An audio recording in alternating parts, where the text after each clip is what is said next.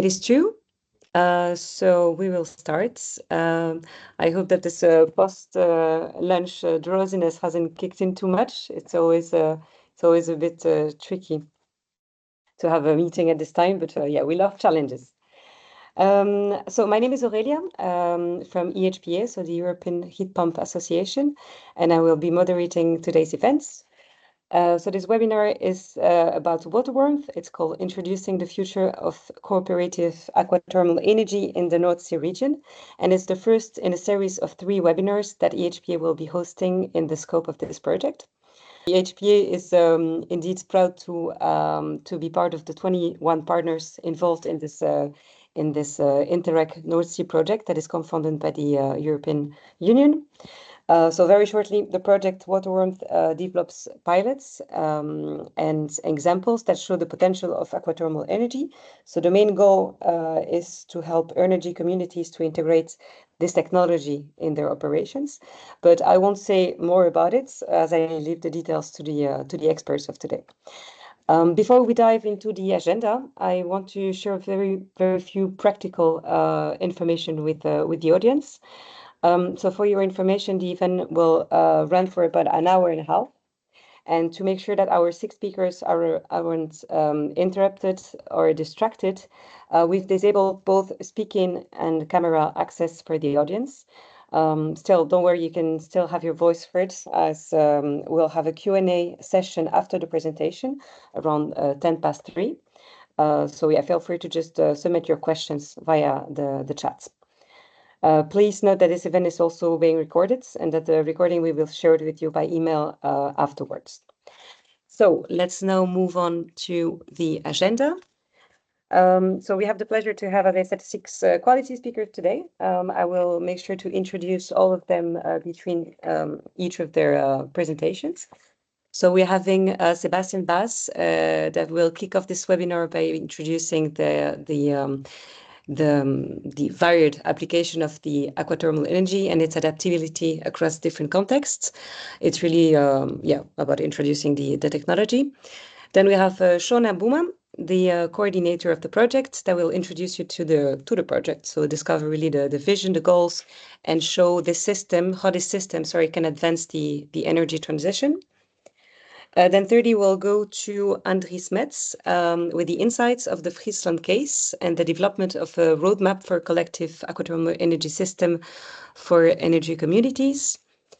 Then last but not least, we will explore the aquathermal energy governance through case studies from the North Sea region. We will have the overview of the project by Natabi. We'll dive in the Friesland case by Thomas. And then finally, we'll have a Swedish case by Sarah. And then, Shona will be back on stage to provide the conclusions to wrap things up. And then it will be time for the Q&A session. So we will start now with Sebastian to exploring for the next 15 minutes the aquathermal technology. So Sebastian, I give you the floor. All right, thank you so much, Aurelia. So I'm Sebastian. I'm one of the co-founders of Extract. We're an engineering company dedicated to aquathermal energy. So it's actually the only heating technology that we're looking at as a company. And I will be introducing that technology today, so you guys have a clear view before going into the details of the WaterWarmth project, what actually aquathermal in general, aquathermal energy in general is all about. And of course, we're also involved in the WaterWarmth project, but again, that's after me. I think Shanna will give you a very clear view on what the aim of the project WaterWarmth is. All right, so but first, aquathermal energy systems. So maybe for some people in the audience, it will be already a topic that you came into contact with. I'm gonna give you a brief introduction of what it is. If there are questions afterwards, you can definitely ask them to me. But so aquathermal energy, it's actually one of the heat pump technology solutions that we can use. So we have air source heat pumps that you maybe heard of, geothermal heat pumps, but we also have aquathermal heat pumps. And so what is an aquathermal heat pump? What can it use actually as a source for that heat pump, we actually have three types that we could tap into. So surface water as a water source for heat pumps. We have wastewater or sewage water, and then also drinking water. And so these are three types of aquathermal heat pump technologies or sources that you can tap into. And so to give you a rough idea on the potentials of each of the sources, I think it was in the Netherlands that they did a study on what if we have 100% potential, how is it distributed? So 100% of aquathermal energy potential, from which sources come how much percent? And the result was that surface water actually contained 87% of the total aquathermal potential. And then only wastewater only got 12% and drinking water 1%. So you see that actually surface water is the most dominant aquathermal source, as you could see. And this is also the reason that surface water is the source that we are looking in the WaterWarmth project. So that's our main focus in this project. Now, so I'm also going to focus on surface water the most throughout my part of this presentation. And actually, this is the first slide that I'm gonna introduce it with. It shows actually how a system, a water body system, is actually connected to the surroundings in the middle of the slide there in the schematic. So what I want to show here is actually something that probably everyone already knows, is that the temperature of a water body is actually determined by the outside like the environment that is outside of the water body. So we have the sun that is shining on the water body. We have the ground that is interacting with the water body. We have the air outside of the water body. And all of these things determine the temperature of a water body, of course. So in winter time, when it's really cold outside, the air temperature, then after a while also your water body will cool down. But the interesting thing is when we use a water body as a source for aquathermal energy, then we use a heat pump and we get some heat out of the water body, which generally means that we will cool a water body down. So we will create an impact on the water body by a temperature decrease in the water body.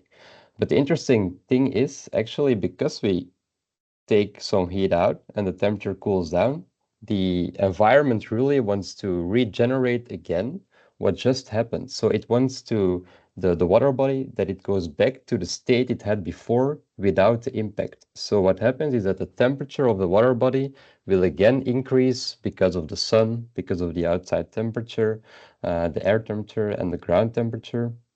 And so this is really a continuous regeneration effect that is actually ongoing. So we like to say actually that you have to look at surface water from now on as a sort of thermal battery that you can tap into with a heat pump. And so for some people who maybe don't know really what a heat pump still is, if you didn't came into contact with it so far. So a heat pump, actually, the main idea is that you have a natural source that you can tap into. For example, here surface water. Like I said, you can also use the air, like an air source heat pump, or the ground with a geothermal heat pump. So you have the natural source actually for free that you take. And then you need to add some electricity as well to boost up the temperature that you get for free from nature. So for example, water can be 10 degrees in the winter or 5 degrees even, then you need to go to, let's say, 50 degrees to be able to heat your house or your maybe city even properly. Then you will need some electricity to be able to do that. And the amount of electricity that you need depends then also on the season where you're in. So if it's very cold outside and you need a lot of heat and the temperature of your water is also cold, then you will need more electricity to be able to do that. Maybe some people already heard of the word COP, so that's called the coefficient of performance of a heat pump, which actually means that if you, for example, want to deliver 4 kilowatt hours of heat, then if you have a COP of 4, it means that you need 1 kilowatt hour of electricity to add, and 3 kilowatt hours you can get for free from nature. So that's an efficiency of a COP of 4. So just to remind you what that means. All right, so this is more the general context about the technology. What I, of course, before I'm going into the how it looks like, maybe a system, an ecothermal system, because there are different types. I just want to mention that it's important when we look at heat pump technologies or heat in general, that every location or every case can be a little bit different. So we'll not be saying today in our presentation that aquathermal heating is the only option for a sustainable heating solution. In every context, it can be different. So sometimes geothermal might be a better solution. Sometimes an air source heat pump can be the best. So it really depends on every case. But again, focusing on aquathermal energy systems here. So we generally have two types of ectothermal energy systems. We have an open system and a closed loop configuration. In an open system, what we typically do is we get some water from a water body, put it through a heat exchanger in a technical room, where we get the heat out of the water body, and then we discharge the water back into the water body with a certain temperature decrease, like I told before. Typically, we use a 3 degrees temperature drop over the heat exchanger. And then that heat exchanger is also connected to a heat pump to deliver the desired temperature inside the building for space heating or sanitary hot water, for example. Then a closed loop system, what's the difference? So in those systems, we actually place a heat exchanger directly inside the water body. So we don't need to take in water and put it over a heat exchanger on land. So the big difference is in a closed loop system, we don't have to filter anything. So we don't have to filter the water before it goes into the heat exchanger because it's actually already directly in contact with the water itself inside the water body. This makes it actually a more efficient system because you don't need the filtering. And then also, of course, we need a heat pump, just like in the open system, to be able to deliver the desired temperature inside the building. Now, when is which system used? When is it best to use an open loop system, for example? What we commonly or mostly see is that an open system a closed loop system is not allowed in a flowing water body, for example, a river. Because if a closed loop system, you want to put heat exchanger directly in the water body, you want to put it in a river, then it creates an obstruction for maybe example boat traffic and things like that. So that can be a very big drawback for the closed loop system there. Or of course there are some configurations that you can work that out, but mostly that's the rule of thumb. So a closed loop system, because of the obstruction, is best to put, for example, in a lake or maybe a pond, while an open system on a flowing water body. All right. To show you the configurations in more in pictures, in real life pictures instead of schematics, I also took these pictures with me. So on the left here, you see a heat exchanger. So it's actually from plastic material, so polypropylene material, inside a pond here next to a castle. And now it's under construction in that picture. So once actually the installation was finished, you cannot see the heat exchanger anymore, which is sometimes also important for aesthetic reasons. But so that closed loop heat exchanger is placed inside the water body, and for this picture actually in the background you can see the castle. It provides heat to a castle of the 14th century even, so 600 years old. So also interesting to see that heat pump technology can really also work in really old buildings. While there were not really a lot of insulation measures possible in the castle. And so the closed loop system is as you can see on the right here in the picture, connected to the heat pump that is shown there. In an open loop system, I already told that we will need a heat exchanger on land. So that's the part in red that you see there, the open loop heat exchanger. But before we get water through that heat exchanger, we want to filter it. And typically what is done, but there are different configurations always possible, is that we first take in the water by a pre-filter that you can see, the blue element that you can see on the left. Then we go through a fine filter. So to make it even more clean, the water before it goes into the heat exchanger. To give you a general idea, the pre-filter typically filters about 1 to 2 millimeters. The fine filter can go up to 0.1 millimeters, so 100 micrometers. And this is really important to be able to have a good long operational time and to have less maintenance as possible for the open loop heat exchanger. All right, so this is in general the aquathermal systems. Now I'm also gonna give some cases to show how it could be implemented. And before I go into the case, I actually want to show that there are different contexts possible. So, for example, the owner can be different. So maybe people in here in the audience are related to government. So it could be a municipality that is interested in aquathermal energy. It could be a community. For example, a big apartment building, which is organized as an energy community. Could be a private house or a private castle if you have it. A source can be, like I said, flowing or stagnant. Can also be different types of building. We have a lot of projects in renovation, but also new constructions. And then a delivery system. Could also be individual or collective. And so I'm going to show 3 cases to give you some possibilities. So the first one is a Jardin d'eau d'envoi. So it's located in Belgium, in the French part. And there we have a castle, quite old as well, but it went through renovation. So it was actually able to have some floor heating installed in the castle for some parts, but then also some locations where radiators were need to be used. And so the owner, it's a private owner there. We use a mirror lake, so a pond around the castle to use as an aquathermal source. And like I said, we have 2 delivery systems, one for radiators and one for floor heating.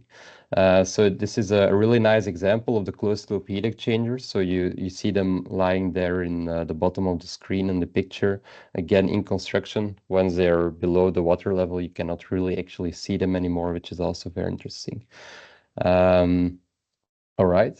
Then the second project is a project about the Buddha Island located in the city of Kortrijk, which is also one of the cases that is investigated in the project of WaterWarmth.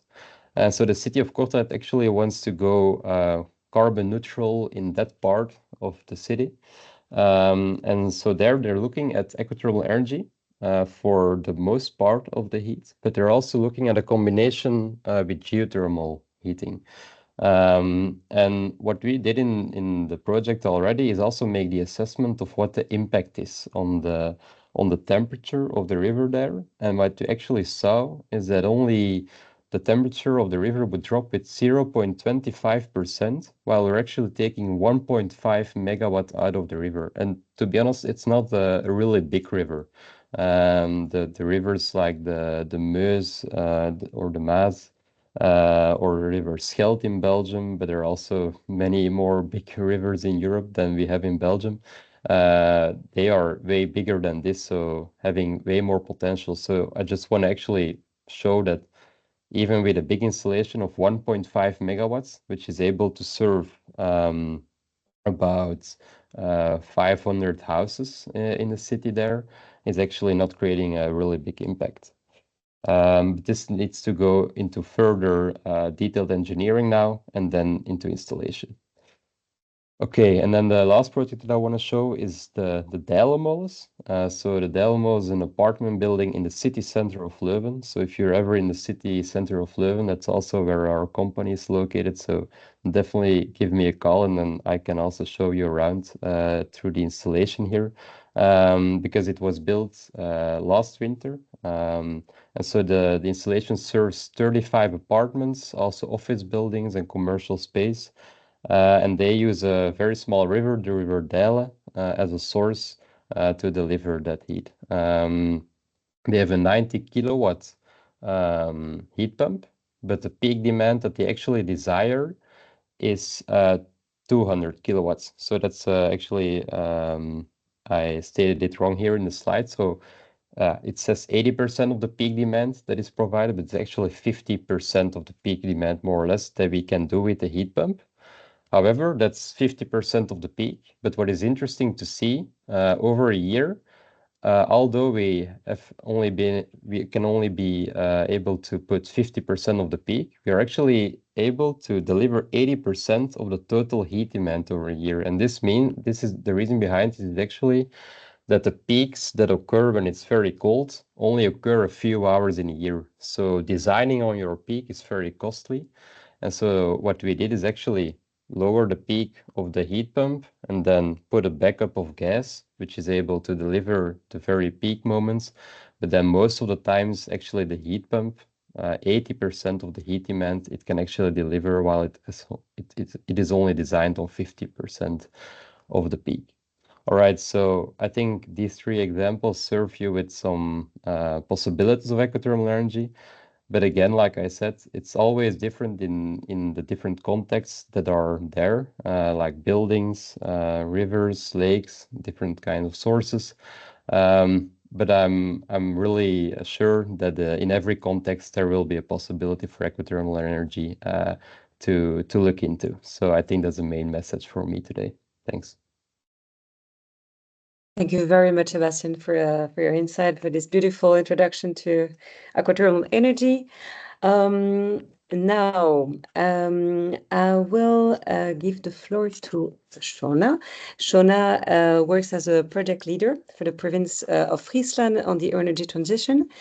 She has a background in international relations, and she sees how European projects are invaluable for knowledge transfer and exchange across borders. In the scope of this project, her aim is to work together closely with all local stakeholders and local initiatives to learn from each other and go a little faster in delivering the energy transition. Her philosophy is that the energy transition is not only about new technologies, but that to gain speed, we must cooperate with everyone. Shona, the floor is yours. Hi, Aurelia and everybody else. To me, my name is Shanne Bauma. As Aurelia already told you, province of Friesland. Maybe you know this region. We are a little bit located in the Netherlands in the north, and the main characteristic of our region is that we are surrounded by water, and aquathermal energy is I see there are some problems with my sound. I will try to speak a little bit louder. Maybe Yes, that will help. Yeah, indeed, if you have like you can put it like the highest possible. Yeah, do you? Yeah. Okay, No, I don't I think will that. just continue. I cannot change my my sound. Um, so so province of Friesland, what you need to remember, we have a lot of water, and that's is why we want to do something with aquathermal energy as well. As Sebastian already told you, aquathermal energy has a huge potential, and it has a lot of can be applied to lots of different contexts. It's a promising idea, and we also saw with all our water bodies, such as lakes or small ponds, we saw also a lot of individual systems. But we thought, so how can we move further than only having these small scale examples? But we could not do this could not move from this niche technology to a widely adapted practice alone. We need to have we need to work together with other people to to scale up, so to speak. So that's why we, as a province of Friesland, have decided to develop the WaterWarmth project. And in this project, we address different aspects of the energy transition based on aquathermal energy. So if we want to go from niche and small scale individual systems to a larger adapted practice in our region, we need to scale up and we need to learn about different aspects of the energy transition. First of all, we need to learn about technology, because after all, we need to know what kind of different setups are the most ideal for different water bodies and different applications. Secondly, we need to learn about policies, especially as a local government or regional government. We need to know what do we have to do to stimulate energy communities that want to develop aquathermal projects, for example. We have lots of villages that have lots of volunteers that are enthusiastic, that want to work on energy transition, that want to collectively, together with each other in a community-based manner, they want to develop projects with aquathermal heating, and how can we stimulate that in the best way? We need to think about societal acceptance and energy communities in relation especially to those policies, as I just mentioned. Environmental aspects are, of course, important. One small system will extract a little bit of heat from the water, but what are the maximums? What are the limits of a water body? If we extract for an entire province of 500,000 people, and for thousands of households, what is the impact on nature, on fish, on this wildlife and sea life and water life? So that's very important aspects as well. Legal aspects are tremendous, and of course, if you want to go from small scale to large scale, we need to think about the distribution of heat, and we need to combine aquathermal energy with district heating. So lots of topics we need to address, and that's why we as province of Friesland have formed a consortium. Some of the consortium are here today, and everybody brings to the table a different expertise. But all of these parties have some of the expertise to really address all of those different aspects of a transition. So from technology to governance to policies, we try to develop knowledge on all these things. And I think you are here today also to learn about one or two of those things, I hope. To further contextualize the project, this Extract, which is the company where Sebastian, the first speaker, works for, is involved in work package 1. This is where we look at the technological potential of aquathermal energy. We have a quick scan coming up, which can be used by all potential stakeholders to check and to kind of inform yourself about a water body and the potential this might give for aquathermal project development.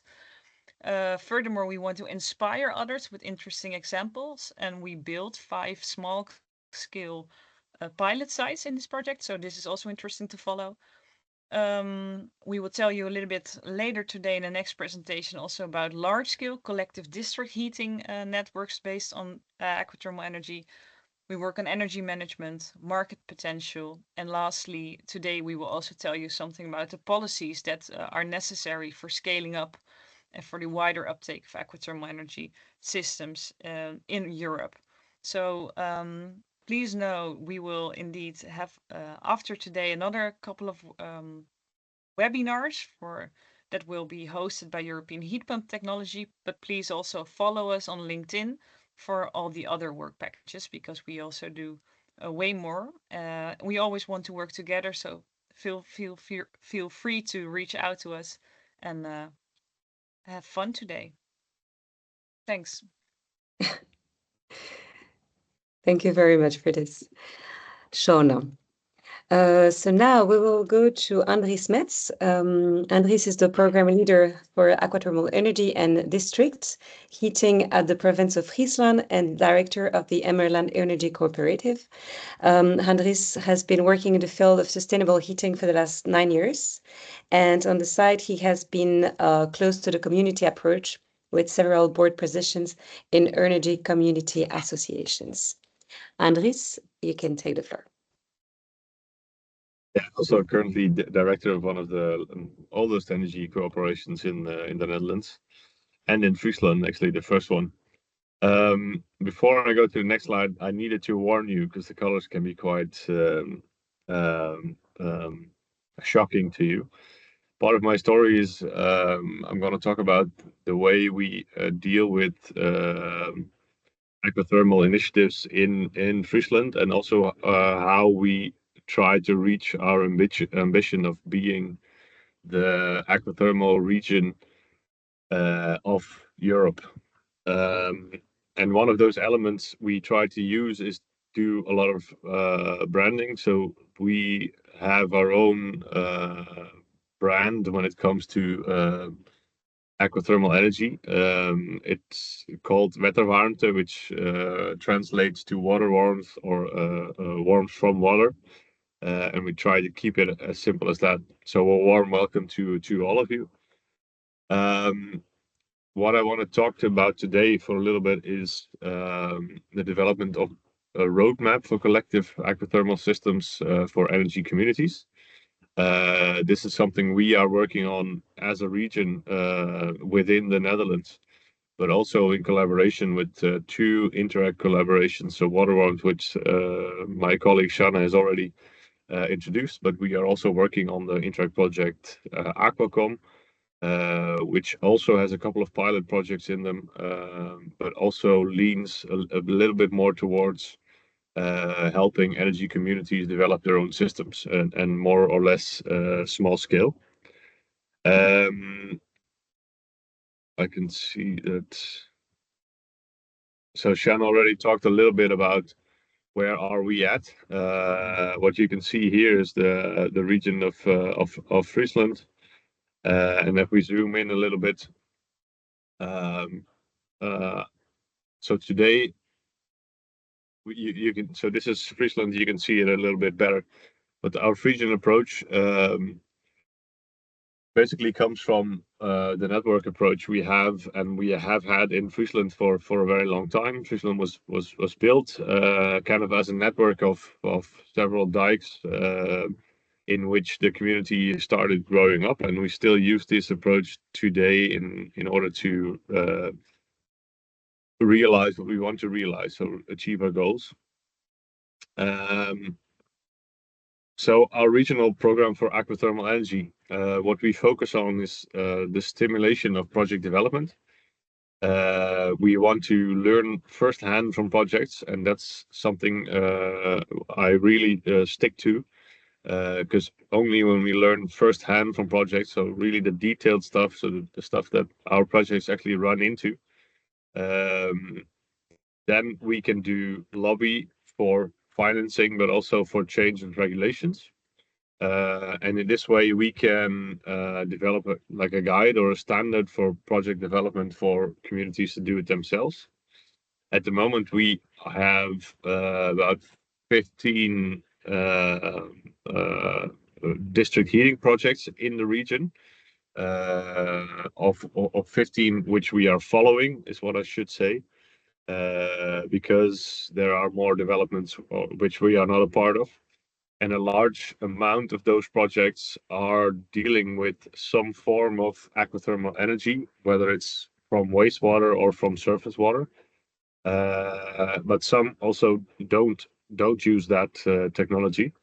And we see that not only the source side can be tricky when it comes to getting the permits, but we also see that the development of the district heating is one of the major challenges when it comes to developing an aquathermal energy system, especially when you go a little bit large scaler.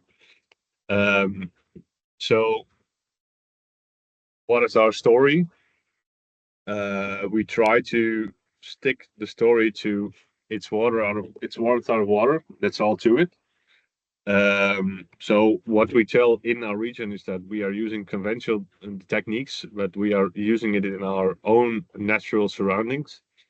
And it's kind of a community approach, because when changing from natural gas to district heating system, it also means that the ownership is kept local mostly, and that means that we also keep the money in the region and in the community.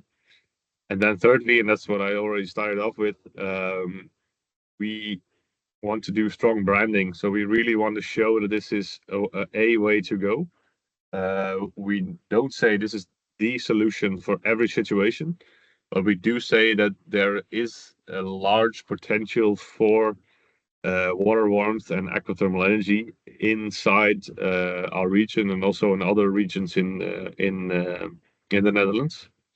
And that's why we also maintain that network of projects. So what is our approach? As I said, we have a community of practice with 14 district heating projects in them. Actually, since yesterday, it's 15, so 15 projects. And we have a strong regional working group with 4 municipalities, 3 of which are the larger municipalities in our regions, but also a small one. And on a regular basis, we meet together to see what's the progress within our projects. Some of which are municipality driven, but also some are community driven. So we gather all the information there is and try to tackle problems when we come together. And what we have done is we have started a support mechanism where we hired a couple of the leading companies in the aquathermal field. Extracted actually one of them, and they are currently working on a new study when it comes to the potential of aquathermal energy in Friesland. And then we combine that with the community of practice in which we bring together these projects, and have them exchange information, but also extract a lot of information from them when it comes to the problems they're facing and things that we can change as a collaboration of governments. And I see that is going really slow. Where are we at? Our approach.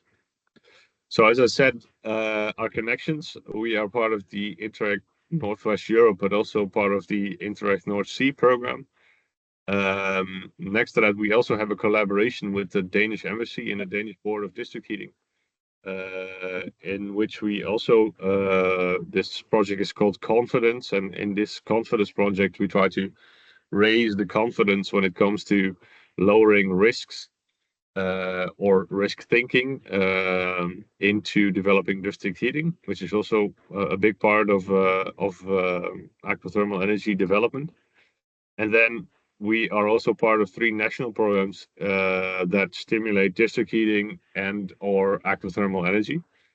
So in that way, we have a large network with about, I think in total, about 60 projects which we are following on a close basis. So we are really close to all of those projects, and that helps us to also get knowledge to our region, but also export it again. So everything we learn, because we are like a regional area where there's not a lot of people living, but that goes for a lot of areas in the Netherlands, but also in Europe. So everything we learn here is also something that's really available for other regions in Europe to share this knowledge with. And that's also how we say we are the aquathermal region of Europe. And then lastly, everything we learn is basically translated into into a local approach, but we bounce that local approach back into our network. That's basically what I wanted to share with you today. And I think we're going to skip the questions, Aurelia, right? Because we have a Q&A later. Exactly. We want to have it for later, but again, please, people feel free to write on your questions, and we'll be happy to answer them later. I actually saw one of the questions. Maybe we should we answer them now or not? Not yet. Not we yet. are Okay. writing them down. Thank you for this, Andries. Thank you for your speech. Now, I will give the floor to our 3 next speakers that are actually sharing one presentation. So first we have Dr. Natabi Mola-Koana. She's a researcher in the Faculty of Technology, Policy and Management at Delft University of Technology. Nathalie has over 20 years of experience in research, focusing on energy policy implementation, as well as energy poverty, energy access, and gender mainstreaming in the energy sector.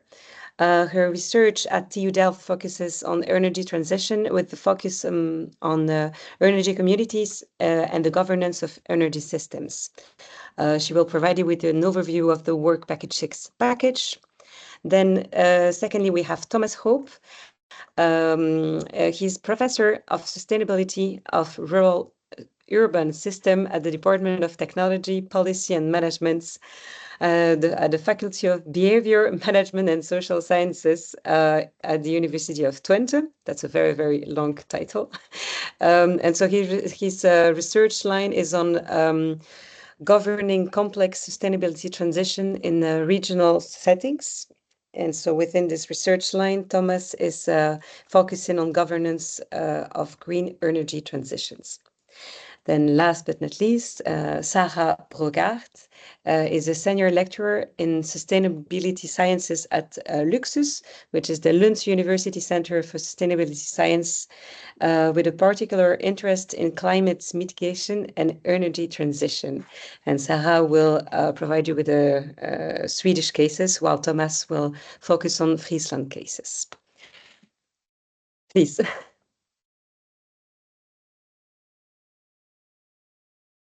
Thank you. Yeah, good afternoon, everyone. Thank you very much for joining us. My name is Ntabi Mutlakwana, as Aurelia has introduced me. And I will be talking to you about, I don't know if anyone can see my slides. Yes. Okay, good. It's just that I have a great view here, sorry.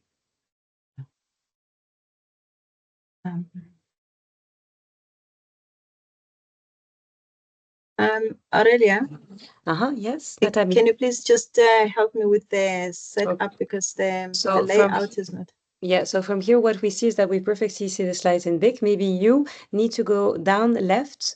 You have a little, you can see grid view. This is how you see yourself. So maybe you can change this. Okay, thank you. Is it okay? I think I've got it now. Thank you. Amazing. Yeah. Great. Okay. So, like it has been said, we are from TU Delft in the Netherlands, Lund University in Sweden, and the University of Twente also in the Netherlands. And we are a team working on the WaterWarmth project, and our work package is Work Package 6. So what we are looking at is the governance part of the aquathermal energy systems, and we are set to look at give examples, or look at the examples of the frameworks and the case studies in the North Sea region, as our pilots are all based in this region. So the structure of the presentation for this afternoon is that we will have a look at the overview of what Work Package 6 is about, take a deep dive into the Friesland cases, the Swedish cases, and then give some conclusions on what we have found out so far with regards to our research. You have seen this map before, just to emphasize and to remind you of where our projects are in the North Sea region. You will see where everyone is situated, and where our pilots, quite important, to where this innovation is being tested and tried. So this is the overview of our work package. Our overall objective is to develop a framework for the analysis of current governance arrangements. So we're looking at the policies and stakeholder involvement in the aquathermal energy project developments. And how we're doing this is to conduct literature studies. So looking at what has been documented in the past about aquathermal energy systems, how they are operating, but most importantly, what are the policy documents, what has been documented with regards to the policies, the relevant frameworks as well that have been documented about the implementation of aquathermal energy systems. We are also collecting empirical and theoretical insights from the project partners. So the empirical data is coming from there. Talking to first our partners of the project to see how they are trying to implement in these project sites, and what kind of who are the partners that they are working with, the networks that they are working with as well, which is quite important in ensuring the success of these projects. And of course, with that data, we analyze that data to interpret what has been said by the partners and other stakeholders. And with that, we will do the mapping and assessment of the governance arrangements that are in place and the enabling policies. So by that, we mean what are the policies that are in place throughout this North Sea region that ensure that these aquathermal energy systems, this innovation is actually implementable. What is it that is helping to do that? And also looking at the opportunities that support this aquathermal energy system niche development, which is very important. We also, with that, identify what barriers are there. So we're hearing from our partners that there are quite a lot of barriers in place that are hindering, that they are going forward with the implementation of this. That's quite important to document, because when we then go back to talk to the regional partners and the authorities, we can also highlight this, and this can perhaps be resolved by them known in that way. And towards the end, what we'd like to do is to co-develop the aquathermal energy vision for 2050 with regional authorities and the related stakeholders. So these are the proposed theoretical frameworks from the literature. Those are the frameworks that we have looked at.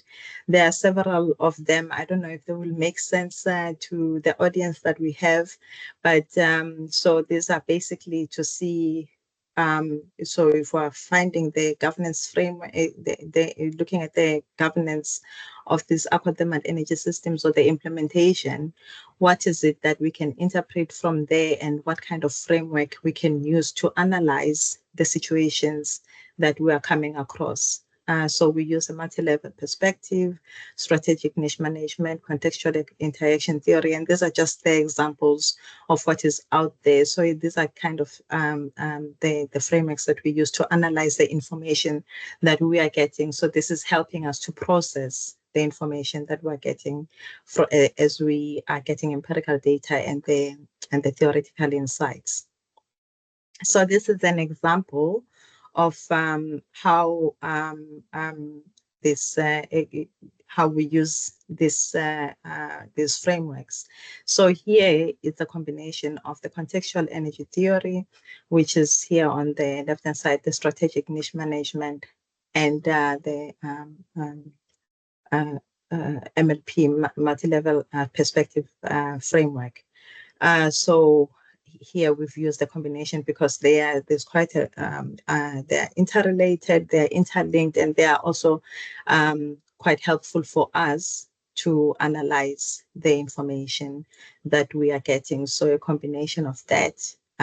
Initially for us, this is what we are using. Of course, this will change as we are doing our study. We are conducting our study, and I'm sure we will be adding more frameworks to analyze the data that we're coming across, and also learning from the different countries that we are getting information from. And this is also another example of how we have applied the multi-level perspective theoretical framework on one of the pilot cases that we have found. This is a case in the Netherlands, and how we have subdivided the data that they have given us. So for in the language of multi-level perspectives. You look at socio-technical landscape, what is that? What is a socio-technical regime? And then niche innovations. And then this is how we relate this data to it. For us here in this case, socio-technical landscape, in this case of this pilot in the Netherlands, that's the climate change mitigation and the energy security in relation to geopolitical instability. So this is what is facilitating actually the use, or this move towards the use of aquathermal energy systems. So these are just examples, and just to give you an idea of how we apply these theoretical frameworks. And this is quite an academic exercise, but I'm hoping that everyone will be able to relate to this. And this is how we try to make sense of it all, and in turn simplify and provide this particular knowledge to policymakers and the regional stakeholders that can then, make decisions on how to go forward in ensuring better implementation of these projects. So now I will give over to my colleague, Thomas Hoppe, who will take a deep dive into the work that we've done, the data that we've come across in the Friesland region, Friesland province in the Netherlands. Thank you. Yeah, thank you, Natalie, for introducing this. I will present some analytical results we found on the Friesland case, and I will also address some organizational governance aspects to organizing aquathermal energy adoption at the regional level. But let's first look at, let's say, the analysis results of the Friesland case we had so far. It's still work in progress because they're still implementing the pilot, and Andries, of course, informed you about a lot of interesting stuff that's going on there. But let's first look at the enabling factors that we found. So of course there is attention to climate change, lowering carbon emissions, laid down in the Paris Agreement, but this works through and is transposed into national legislation in the Netherlands. That is in the Climate Agreement 2019, which basically works as a meta-governance structure with the mission of the Netherlands contributing to climate change mitigation.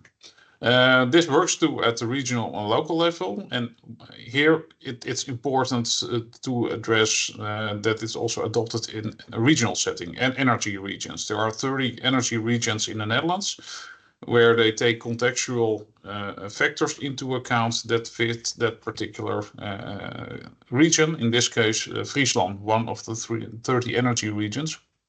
And part of the climate agreement was also setting green deals, so collaboration between different sectors in the countries, but also on aquathermia, basically to stimulate adoption and scaling of aquathermal energy across the country, with a special focus also on Friesland. Then what happened? That was in 2018, and the years before that there were severe earthquakes in the Groningen province, which is right to the east of Friesland, not too far away. Which had a big impact on national government finally acknowledging problems that people in Groningen had with this, and basically saying this is enough, now there should be a natural gas transition, or transitioning away from natural gas, because we don't want the earthquakes anymore. So this would give special attention to alternatives to natural gas. And aquathermia as a sustainable heating source can be seen as such. What is important here is also that this natural gas transition also set the pace for a new governance approach, which stimulates sustainable heating sources, and also making it mandatory for municipalities to develop their own transition visions on sustainable heating. So every municipality, also in the Friesland region, has developed this and is now implementing it. Then there were another emerging thing after 2010 was especially in Friesland, which with its entrepreneurial culture, is the emergence of renewable energy cooperatives, community energy. with a particular mission, a particular motivation to green local energy systems. Also to the favor and to the geophysical attributes in which those regions are located. So in Friesland, there is a lot of water, which can be used as a potential heat source. So there are a couple of energy cooperatives there that want to tap into this and apply an AE application to heat homes and buildings locally. Finally, there was the Russian invasion to the Ukraine, which also led to skyrocketing gas prices, which again, for economic reasons, makes sustainable alternatives to gas an interesting option. Hence, this can be seen as an enabling factor, which enables AE. Let's move to the next slide. So next to enabling factors, we also found a couple of barriers inhibiting adoption of aquathermal energy in Friesland. First, because of the skyrocketing gas prices, there was partial reimbursement by national government to artificially lower gas prices, which made natural gas again more competing to alternatives, which can be seen as a disadvantage to let's say heat pump heat, including AE.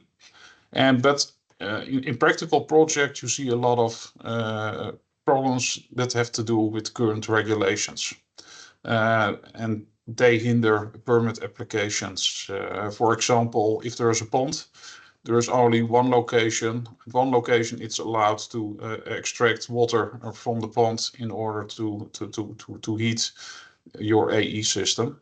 Whereas potentially, technically, it could also be taking shape in several places. But for existing regulations, it's simply not allowed to have more than one over there.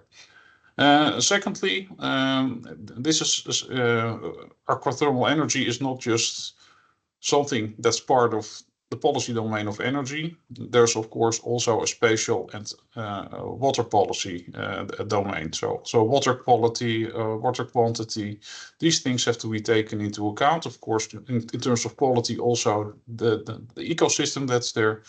And that makes it difficult to coordinate and to basically be on the safe side with permits, because you have to take care for legal stipulations on all these three fields.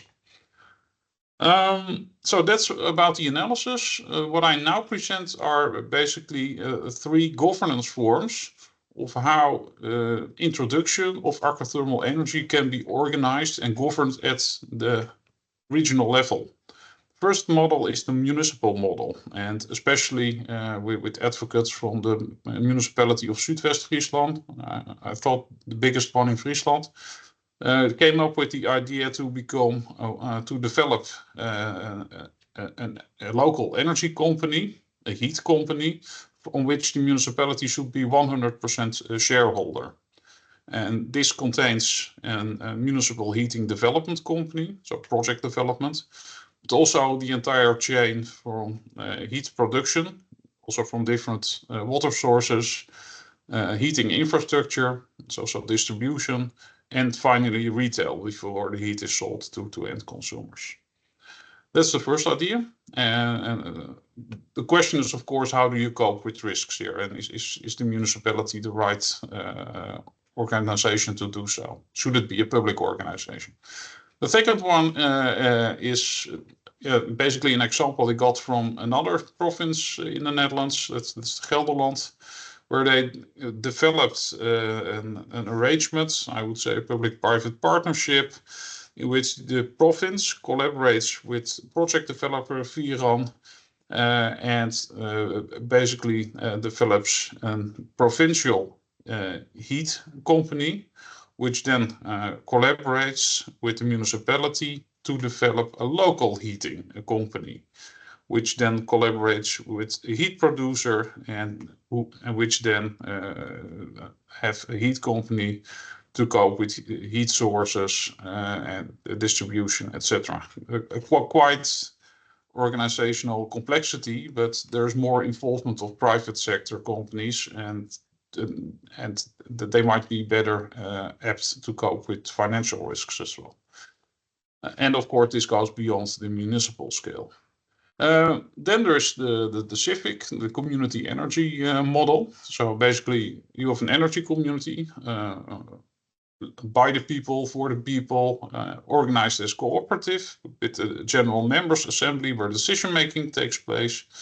Then there's a board of directors and resident commissions of those living in the area where you want to apply AE. And they are basically an organization in charge of managing the entire supply chain, from production of aquathermal energy to transport and retail to let's say, local end users. And here the idea is what Andries also coined. So the money basically stays in the region. It stays because there's a cooperative, citizens run it. And there is no money flowing to Vattenfalls and other big companies. Let's go to the final model. That's public-private partnership, which you can have different types. Where you can, on the left-hand side, have the government and private company as co-owners who own a joint venture, and all joint venture is then responsible for managing and exploiting the supply chain of AE from sources, water sources, to eventually retail.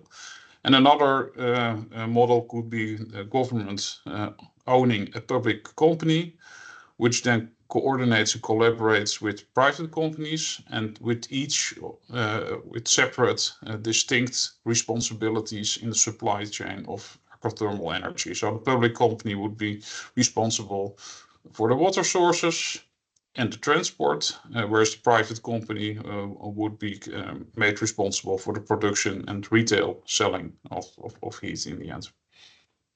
And now I will give the presentation to Sarah to address the Swedish case.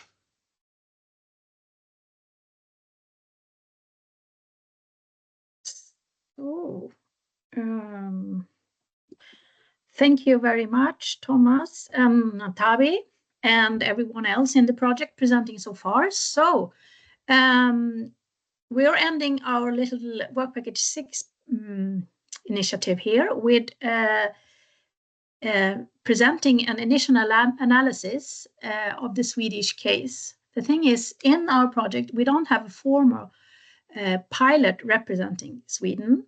However, in the knowledge we have and the research we did, we realized it's interesting to give a brief overview of what happened in the Swedish case, as we have some interesting longitudinal developments here to be presented.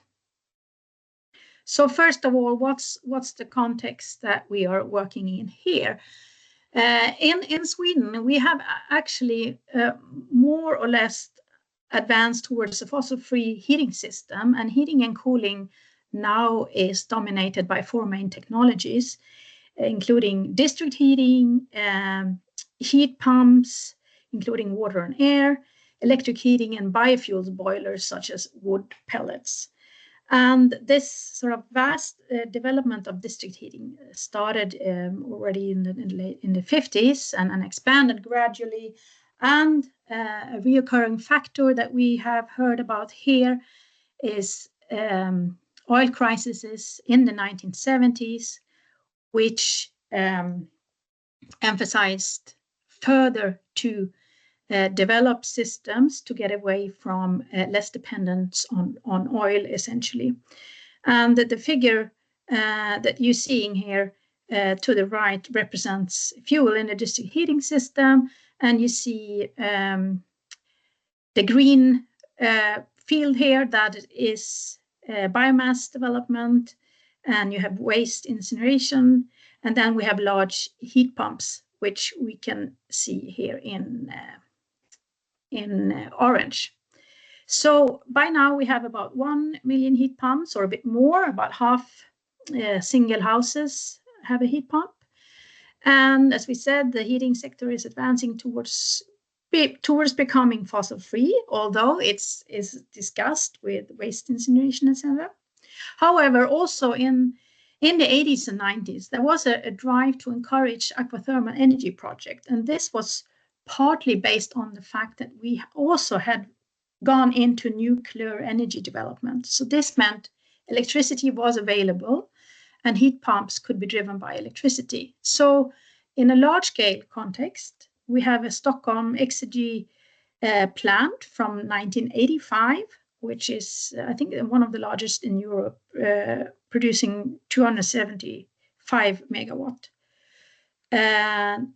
However, we also have some developments in small and detached houses, where, of course, also generally the precondition is access to suitable water bodies.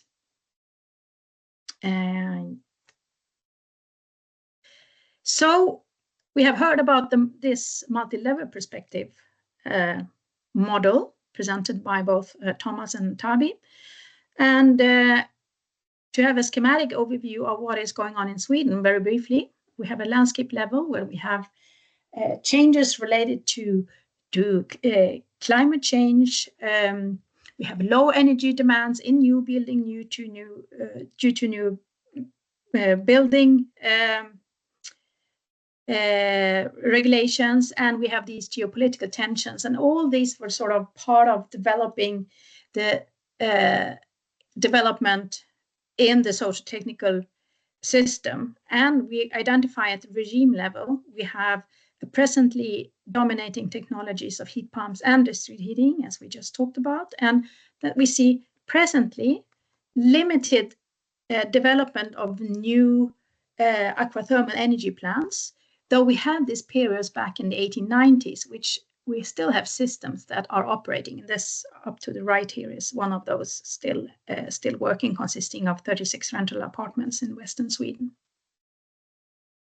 So using the same model as Thomas did before, we identify in the Swedish context, generally enabling factors for transitioning towards heat pump systems, such as the oil crisis.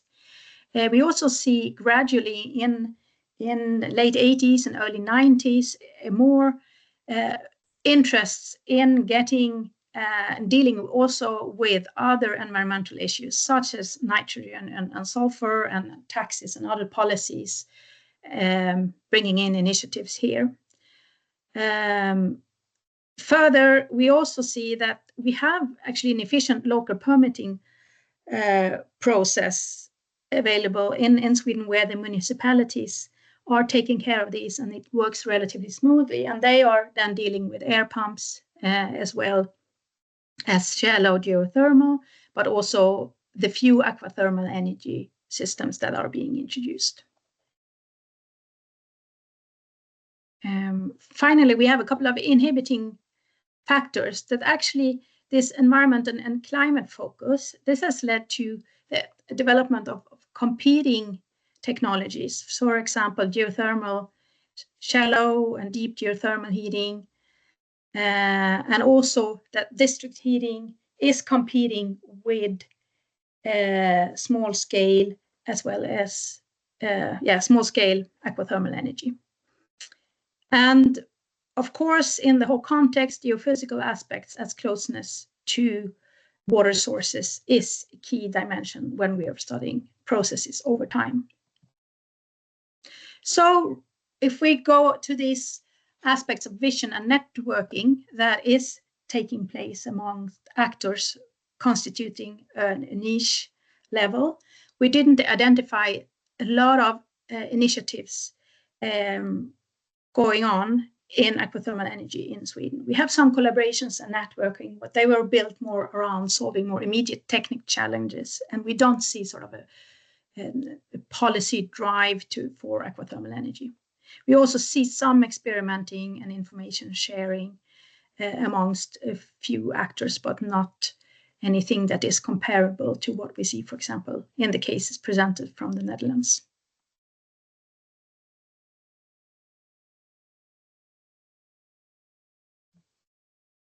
So here I give the floor again to my colleague Tabi for the final slide. Yes, thank you very much, Sarah, and thank you to Thomas. I think Our presentation just overall shows that this WaterWarmth project is not only about the technology, it's also important to focus on the social and governance aspects. And this, of course, ensures a well-rounded socio-technical energy transition. So in closing and concluding from the two cases that we have looked at so far, and like Thomas said, this is just the beginning. We are still going on, we're still digging deeper, and not only these two areas, but also with the partners all along the North Sea region. So for the Friesland case, it has demonstrated to us that how experimenting with AE aquathermal energy system is pragmatically conducted, and also demonstrates the dependence on regime and landscape factors at the national and international level. Also, it reminds us that of the importance of framing and connecting aquathermal energy to the cultural identity and related preferences. So context here is very important as well, so that you ensure that you have a good match. Also, several governance arrangements on managing aquathermal energy regionally. So there can't be only one government arrangement, but it has showed us that there are several that needs to be considered, and also here context is quite important. And for the Swedish case, it has demonstrated the relevance of MLP, the multi-level perspective framework, and presenting a longitudinal analysis which highlights several region barriers impeding the aquathermal energy development and scaling. So it has kind of really showed us exactly where the blockage is, and how, and when we know that kind of information, we will know what is it that needs to be fixed. And also it has demonstrated why aquathermal energy in Sweden is currently a small niche market contributing little so to transformative and environmental changes, and why it has not been taken up as much as it has in the other countries. Thank you very much. And this is the presentation from the Work Package 6 team. Thank you. Thank you very much for this. Before we dive into the Q&A, I will give the last words to Shona as the project leader of the project. Thank you, Aurelia.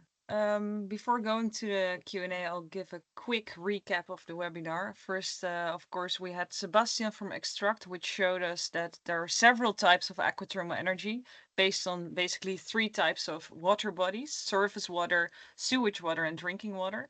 And I think the main takeaway here is that you should remember that surface water can act as a thermal battery, and aquathermal energy is a promising technique for both communities, government-owned and public-owned aquathermal energy developments for both new and old buildings.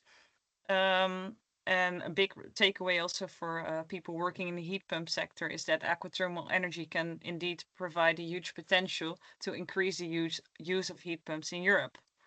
Andries told you about the network approach that we use in Friesland, our way of working with municipalities, local communities, and the province. He presented our comprehensive policy program in which we work together with 15 collective heating projects based on some sort of aquathermal energy that work together. And our biggest lesson here is that large-scale aquathermal energy is still a big challenge because we need to combine aquathermal with district heating here, and that can be quite tricky. After that, Natabi, Thomas, and Sarah presented us with aquathermal energy governance. These presentations really showed, in my view, that we really need a better understanding of these cases to understand how we can drive more uptake of aquathermal energy. They demonstrated the policies and the developments and the factors that are the main enablers and the biggest barriers for more aquathermal energy use. And this is, I think, good to remember for the heat pump sector. It shows what buttons do we need to press for quicker uptake of heat pump technology. And Thomas showed you some governance arrangements for the people that work for regions and government bodies. He showed which on the regional level how we can govern aquathermal energy. And please use these frameworks as well for your own benefit. And please connect to us if you want to use those. All in all, I think we showed that we want to work together with all of you in our international network to advance both aquathermal and heat pump technology. And without further ado, let's go to the Q&A.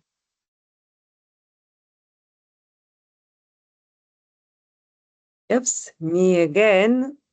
All right, thank you all. Beautiful conclusions. Now we give the floor to the audience. So we have a few questions. I will try to go in chronological order. So actually, yeah, we have a question from Monica to Sebastian. Monica, yes. What is the biggest challenge when implementing aquathermal energy? Perhaps the legislative side being a big hurdle.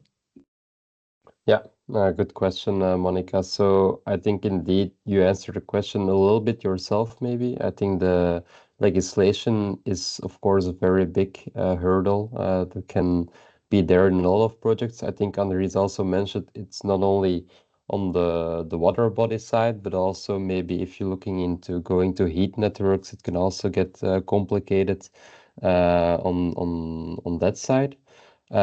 So I think it's really important also what the WaterWarmth project does is to talk about aquathermal energy. What are the possibilities also from a legislation perspective? That's also one of the goals to really educate people in it. So people that want to use it, but also people that really need to give the permits. And for example, in Belgium, that's also a task that we've been doing as a company for a long time. And you really see once you educate them and really help them to understand what the impact actually sometimes only is in a water body, then they can also better understand what it means to them. And then it's easier to give a permit. Now, there's a permit side. Of course, there can also be drawbacks on, for example, financial perspectives. One of the biggest ones I'm thinking of, for example, is the differences between electricity price and gas price in a lot of countries. For example, looking at Belgium, so the country where I live in, then the gas price is still way cheaper than electricity. So heat pumps in general are not implemented very frequently because of it. So that can also be a very big drawback. And that's not only for aquathermal energy, but it's for all heat pump technology. So again, actually a call out for a tech shift in a lot of countries that still need to happen between electricity and gas. So I hope that answers your question a little bit. But yeah, every case has its own context. Thank you very much, Sebastian. So we have three other questions. Please, if you can be also short in your answer, so we make sure that we answer everything. So I see that Bols has a question. It says to all, but I think it was during Shona's talk. So the question is, what is the biggest project Netherlands are working on? Some projects above 15 thermal megawatts. If I don't know if one of you is comfortable by answering this. Andries, yes? Yeah, I also already answered to the chat of Detlef. But as I already said, I really have to check this, but I know that in the central Netherlands area, so where the bigger cities are, there are a couple of aquathermal projects in development, which aim to do about 5,000 to 10,000 connections. And they use like the main rivers, a couple of which Sebastian has also mentioned in his presentation. So I think a couple of these projects will go above the 15 megawatts. It might also be in phases, so they start small and then phase up to where they reach that threshold of 15. I'm also wondering why 15, but that's maybe a question for later. I think that's the answer. Thank you very much. Actually, while you were talking, we also had a question from Jonah Jens. How many people from municipalities are involved in the community of practice in terms of FTE? In Flanders, one of the obstacles is a lack of capacity in terms of dedicated people from municipalities. Do you have a comment on this? So if we look at the collaboration within our regional program, me and my colleague Dirk, we are fully available for this program. So that's already 2 FTE. When it comes to the other municipalities and collaborators, they have a couple of hours in the week available to work together. But then if we look at the projects within the community practice, there's about 6 that are municipality driven. I'd say they would have about 1 to 2 FTE available because they work in teams on this project development.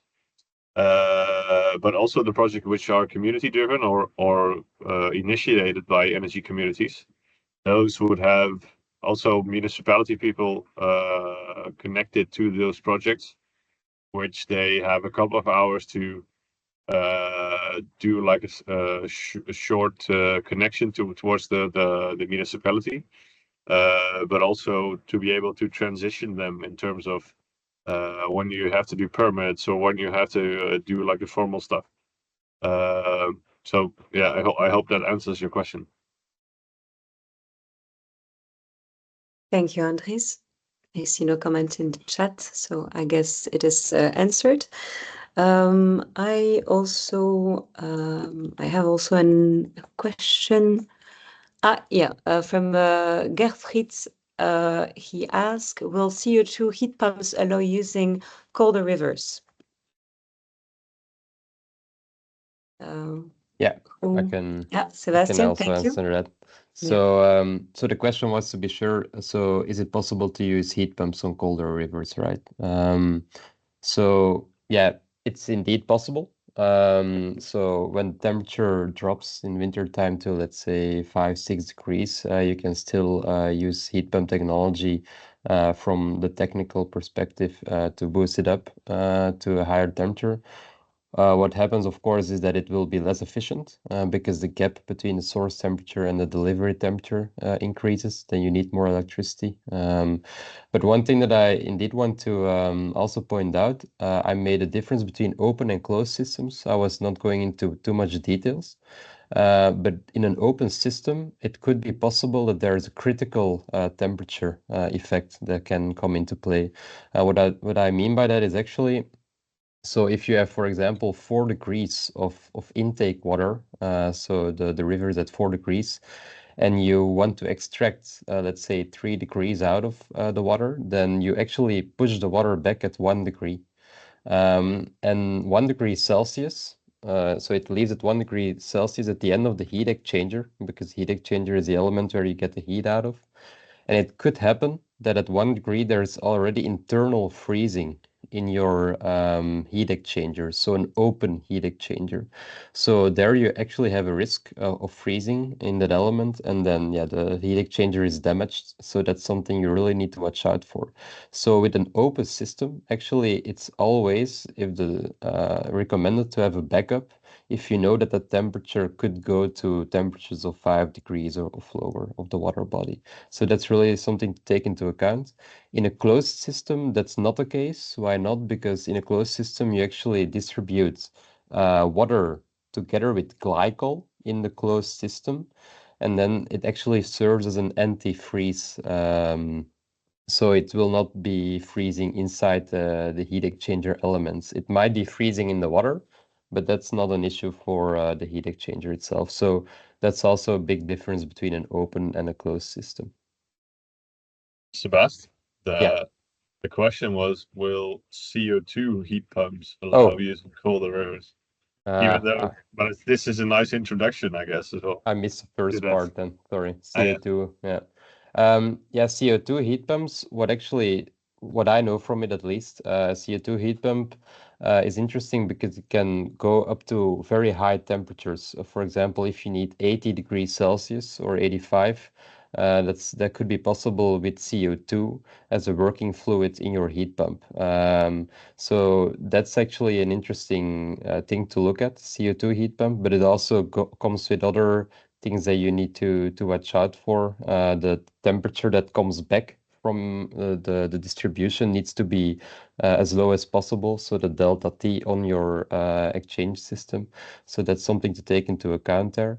So a CO2 heat pump is interesting to go to high temperatures at delivery, but it will not help you with the source side. If the river is critical at 3 degrees Celsius, then it will still be critical for a CO2 heat pump to get it to connect it to an open system.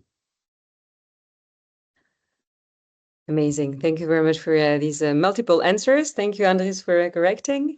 We still have a few minutes. I see here a question for Natabi from Monica.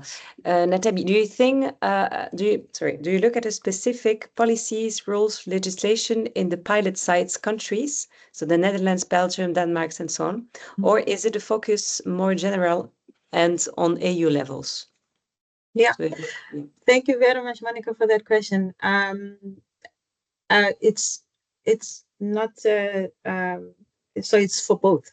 It's both. We look both at specific and general because they both apply and they both influence what is happening in terms of the implementation and of aquathermal energy systems. So, for instance, the general would be. So if you're looking at the European Green Deal, for instance, and how that influences, the local policies as well. The Paris Agreement, climate agreement, is also quite influential when we're talking about, general or, higher level.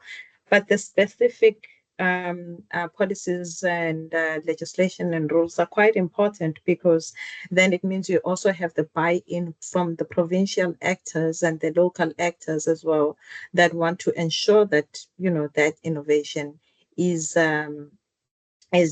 implemented in their areas. So an example would be the regional energy strategies in the Netherlands, where they are focusing on large-scale generation of sustainable energy. So each region is ensuring that there is large scale of renewable energy in their area, and this, of course, facilitates the take up of these new innovations. I don't know if my colleagues want to add to this, but I hope this answers your questions, Monica. Thank you. All right, I see that no one has a comment on this.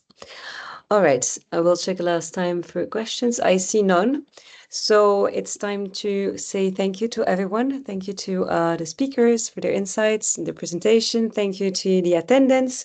For the ones who didn't, who couldn't attend the entire webinar, as we said, we will send this by email to all of you, all the people registered. Remember also that this is the first out of 3 webinars. So yeah, we'll be very happy if you want to attend the following. If you want to follow WaterWarmth, there is a newsletter. You can see here on the presentation the QR code, so feel free to scan it. And of course, WaterWarmth is very much present on LinkedIn, Twitter, X, sorry, and on the website. So yeah. Thank you again, all of you. Have a beautiful afternoon, and I hope to see you soon. Thank you all. Bye. Bye-bye. Bye-bye. Bye-bye.